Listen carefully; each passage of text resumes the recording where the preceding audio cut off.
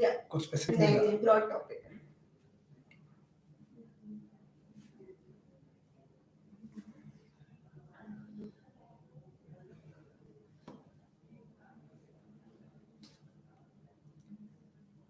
Hello everyone, welcome to this session, and I'm very happy that I am getting a chance to talk to everyone today live and be able to answer the questions that you guys have on your IELTS speaking. So what we will do is that we've just started the live stream. We'll allow a few more people to join in, and then we can start talking about it. So we'll give everybody a chance to join. I don't want anyone to miss out just because they joined a couple of minutes late or something like that. And we will see how it goes. So till then, there's one thing that we can do. Whoever is a part of the live stream already, go ahead and think of some questions that you might want to ask me about IELTS speaking. I mean, it's not that I don't want to answer any other questions, but since we've done it today, we're doing it today for IELTS speaking. I believe it's better to stick to speaking questions specifically so that everything can be cleared at once. You could you could type anything you want right now, and I'll be more than happy to answer those questions.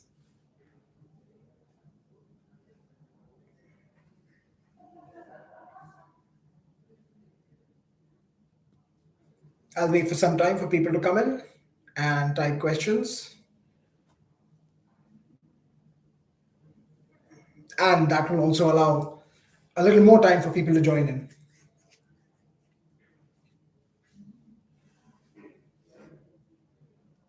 Okay, let's see if we are having any questions coming in. Hi, Mr. Bakchi. Okay, and he says hello. All right. What is the okay? So I have a question here. What is the format of the IELTS speaking test? All right. So I'll tell you how the test goes. The IELTS speaking test has three parts to it. Of course, part one, part two, and part three. Uh, Part one will be a question and answer session, but in part one, the questions are more about you, meaning what do you do, what do you like, or what is your opinion about something, or how is your house, and so on and so forth about you. Then part two would be a monologue wherein a question will be asked. You'll be given a little time to prepare on that question, and you need to answer at length, which means you will keep talking. Generally, it's about 2 minutes that you keep talking for, and when the examiner says okay, or the examiner stops you, you're sure that you've given enough to the examiner for part two. And part three again is a question and answer session, just like part one. But here you need to just make sure that you are a little more elaborative in your responses. So when you're answering questions for part three, IELTS speaking part three, make sure that you elaborate a little more. And these questions are not going to be about you like they were in part one. They'll be more so related to the topic in part two. So a generic topic on which you spoke at length, that will relate the questions in part 3 will relate to the part 2 question. So first part, question and answer about you. Second part, a generic topic given to you on which you need to speak at length, not like a question and answer kind of a thing, not a dialogue, it's a monologue. And part 3 again, a dialogue, question and answer, but this time related to part 2. I hope that clears it. All right, do we have any more questions coming in? Let's see. Okay.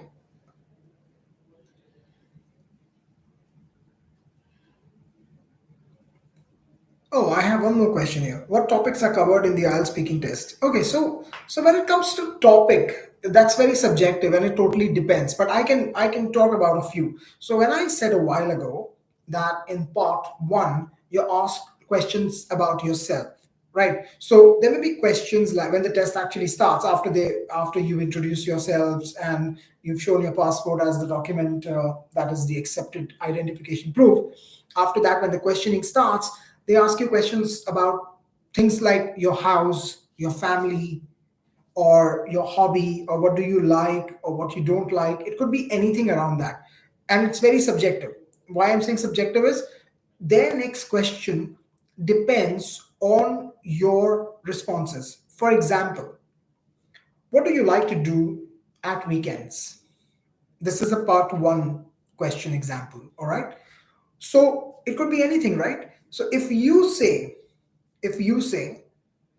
that I like to go for movies, the follow up question may be, what kind of movies? But if you say, I like to exercise, then they might say, oh, so do you play a sport or you go to the gym? Or you say, I like to go out with my family. So that they might ask you in follow up questioning, where would you like to go? Do you like to hang out or a picnic kind of thing or a drive kind of a thing? So it totally depends. All right. Now, in part two, it's a general topic. It could be on anything, and they will ask your opinion or what you think about it. Okay. And related to that, again, based on your response, part three questions come up. So it could be anything, but it's nothing specific. It's always generic because anyone and everyone can answer those questions. Anish asks a question. Also, how long does the speaking test last? All right. So a test lasts for 11 to 14 minutes, between 11 to 14 minutes. Okay. 11 to 14, why? The range depends on your responses. At times you talk more, at times you talk less, at times the follow-up questions will be more because your responses were not very clear, and so on and so forth. So how it is designed is, an examiner gets 20 minutes, so that's three tests in 1 hour, right? So let's say from 1 to 2, your slot will be from 1 to 120, then 120 to 140 will be another person's slot, and 140 to 2 will be another person's slot. Your actual test, that is when the test starts and you ask a question and then your answers start flowing in, that time is between 11 to 14 minutes, and the remaining is the buffer time where you enter the examiner's room and you actually greet yourselves, you greet each other, you get introduced, you say your name, you say what you would like to be called, you show your passport, and so on and so forth. And after the test ends, you say a goodbye and you walk out. I mean, all that is buffer time, but the actual test between 11 to 14 minutes. That's the test time. Yeah. All right. Any more questions coming in? Let me see if there are any more questions. Have I answered all? Oh, yes. Oh, okay. You're welcome. You're welcome, Mr. Bakshi. I hope I answered your question to your satisfaction and that clears everything for you with regard to the length.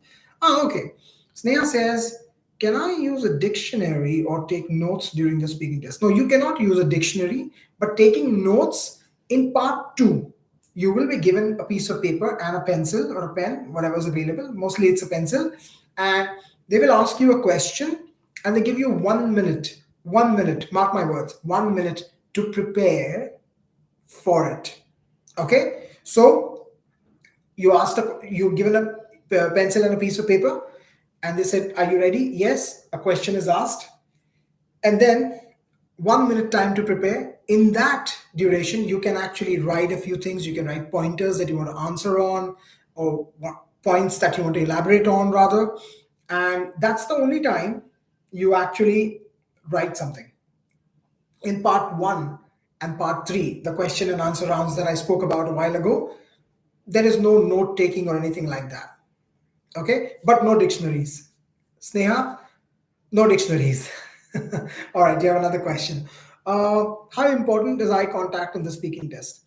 Well, see, eye contact in any form of information is, any form of communication rather, is important. All right. But what happens is, don't focus on eye contact more than answering the question. See, remember, this is a speaking test. So, what are you going to be evaluated on? Speaking. It's as simple as that. That's a no brainer, right? So, your most attention should be on speaking.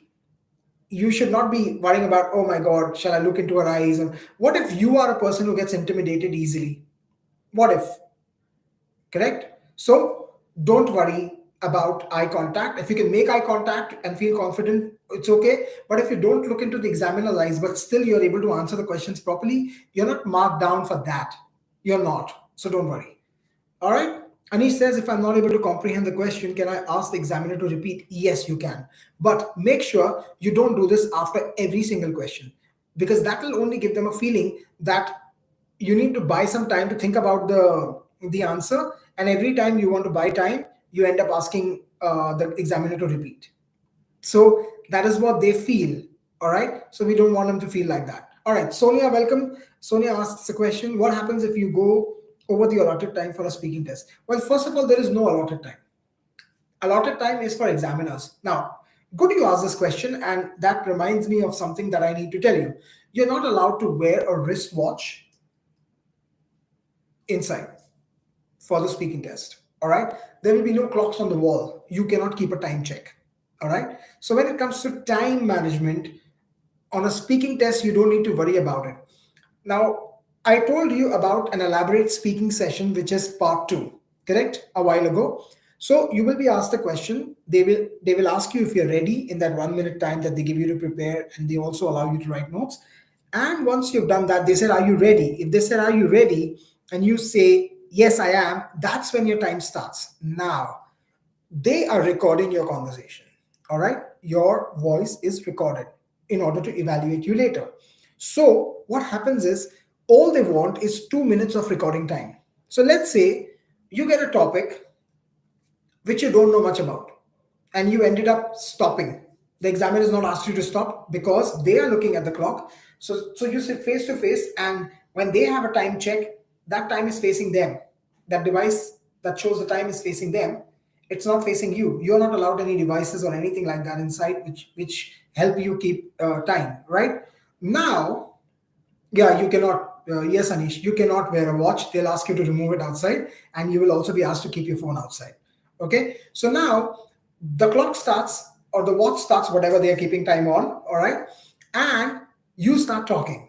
Now there'll be two scenarios. One, you will not reach the 2 minute time, and you will just stop at around 1.5 minutes. Okay, that's not good. That's not good.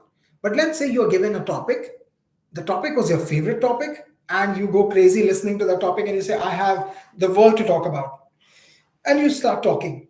And the moment that time's up and it hits 2 minutes, what will happen? The examiner will tell you, "Please stop. It's okay. You can stop." And then you think, "Oh my God, maybe I spoke badly. Maybe I didn't do justice to the question. Maybe I did not do enough. Maybe I could have done better." All these are wrong thoughts. I'll tell you why. They want 2 minutes of your voice recorded. If you've given them 2 minutes, whether you were in the middle of an idea and you were not able to explain that idea completely, that's not the point. They are not looking for that. If they have those 2 minutes where you're speaking properly and they feel that you are able to put your thoughts into words and sentences and frame them correctly, and you can do it fluently and nicely, that's what they're looking for. See, I told you it's a speaking test. It's not a test of your IQ or how well you weave your ideas into imaginations into words and put it across. So don't worry about it. All right. Mhm. Can you please throw some light on how I can prepare for the IELTS speaking test more effectively? Many people don't like the answer I give for this one, but I'll give you nonetheless. You need to seek professional help, speaking specifically, and I'll tell you why. When you practice, I'm just going off topic right now, but it is related to the topic, right? And just an example. So, when you are practicing for your listening or reading tests, you have a set number that you have in mind that you want to target. And when you do the practice test, out of 40, whatever you get, there's a band conversion table. You know exactly what band you scored. Oh, okay, I got a 40 on 40, I'm a band 9. Oh, I got a 30, I'm a band 7 or 6 or 5, whatever that conversion band is. In speaking, it doesn't work that way. You think you spoke well, that may or may not be the case. So I'll give you an example. I want to take the IELTS test. I'm a band 6 person. My level is band 6. I have a brother who speaks in English. He speaks well, according to me, all right, according to me. And he's a band 5. So this is the reality. I'm a band 6, he's a band 5. All right. I bring my brother and I say, "I want to practice English with you." And he says, "Yes," he'll oblige happily, gleefully. Now, I speak to him. I start speaking a few words that he's not heard. The reason for that is I'm a band 6 and he's a band 5, right? His feedback about me will be awesome, right? Because I'm using words he doesn't know. But he's not wrong. According to him, I'm awesome because he's a band 5, I'm a band 6. But is this what is required? Praises from someone who's a band 5 and who cannot give me the real picture of where I stand? No. The real picture is you seek professional help. So a professional will tell you what you need, and just because you know how to speak in English does not really mean you will fare well on your IELTS test as well, because that's a different world altogether. The examiner is looking for something. The examiner is looking for you to answer your questions in a particular manner. So you need to seek professional help. Another question: how long does the IELTS speaking test last? As I said, 11 to 14 minutes. Remember, I spoke about it a little while ago that 20 minutes are allotted to the examiner, and between 11 to 14 minutes, the test will last. And depending on your answers, whether it will be 11 or 14 minutes, and they finish it off in that much time with follow up questions. Anish says, "Sir, I've been struggling with this test. My pronunciation is not the best, and I've been trying to improve my fluency. Any tips?" Well, see, pronunciation comes with practice, because pronunciation is nothing but your way of pronouncing words. So what happens is you just get used to pronouncing a word in a particular manner, and then you need to undo it. Undoing it is the more difficult part. You're not like a blank canvas. You're a canvas already painted on. We need to paint you white first to make you black, and then put the right painting in place. It's not always easy, but that's the only way to do it. Practice. All right. Now, for pronunciation, there is an easy way to do it as well. I mean, if you're not seeking professional help, just type the word in Google and see how it's pronounced by listening to it. But if you want to know how do you make those sounds and stuff, we do that. For that, you need to get in touch with us, and we'll be more than happy to help you and help you end to end, right from the beginning till the end, till you get your scores. We can do that. And that's what we do. We've done it with many students. So many of our students have got a band 8. Band 8 is not a joke. Trust me, everybody can say that. But we do have it. We do have proofs of so many students getting a band 8. And they were people who were not very confident. Just like Anish said, my pronunciation is not the best and I've been trying, I'm struggling. Everybody says that. If you are not struggling, you wouldn't be seeking help. You wouldn't be sitting here listening to me right now, would you? So feel free to come to us and we'll be more than happy to assist you. Sonia says, are there any specific strategies for answering part 2, the long term of the speaking test? Yes, I'll tell you a couple of things, right? So there might come a time when you feel, oh, I know a lot about this topic. So even that's a problem because you don't know what to speak and where to start and where to end. Just write 3 main topics that you would like to talk about.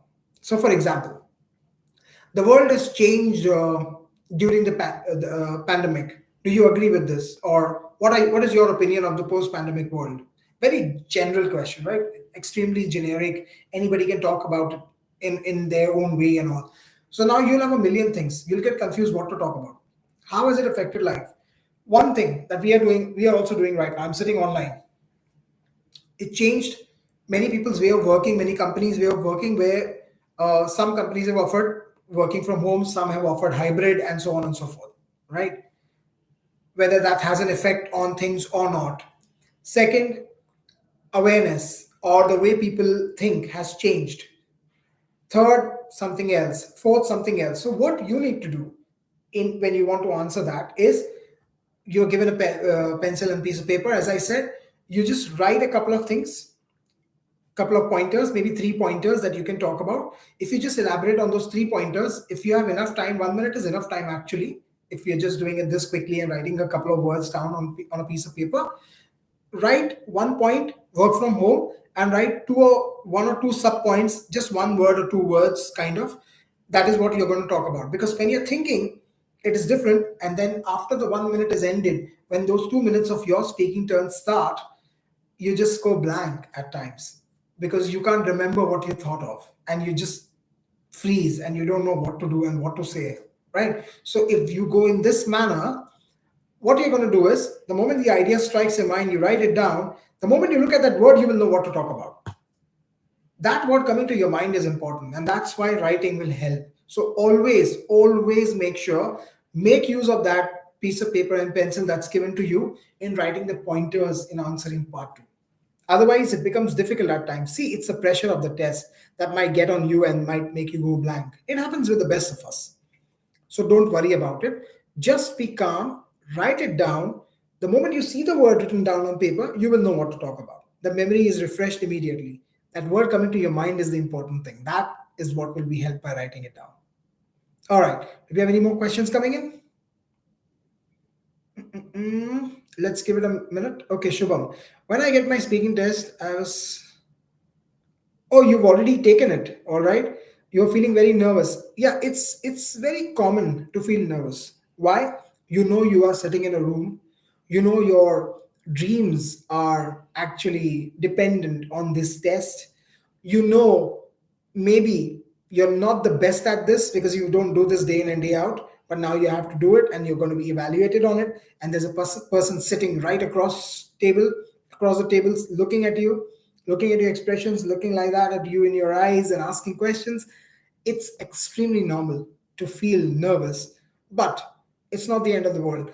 If you prepared well, if you've told yourself multiple times that this is what I'm going to be doing, this is what I'm going to be entering into the room and feeling, that nervousness will go away in a few seconds, maybe a couple of minutes. The moment you start speaking, it will go away. But if you've not prepared well, that nervousness will not leave you till the end of the test, and it will not let you sleep till your results are out. And more often than not, they're not going to be in your favor if you're not prepared well. So there's nothing you cannot prepare for. Anything and everything can be learned, guys. Okay, IELTS is just another test, but so much depends on it. That's why that pressure squeezes you even more. Oh my God, if I don't get it, I will not be able to study abroad. I'll not be able to even apply to my favorite university. My study abroad dream will be shattered. This, that, whatnot. Don't worry about it. That's what we are here for. So we do it step by step, not just test preparation, but also taking you abroad right from the inception of the idea in your mind and till rather you land in your desired country. And we also have that after landing services and everything. All you have to say is come to us and say, Elias or us at iSchool Connect, just come and say we want to go abroad and we'll take care of it, right from test preparation to the whole procedure of going abroad. So don't worry about it. We are here for you. All right. Do I have any more questions coming in? Okay, let's give it a few seconds. If there are no more questions coming in, then we will end the session here.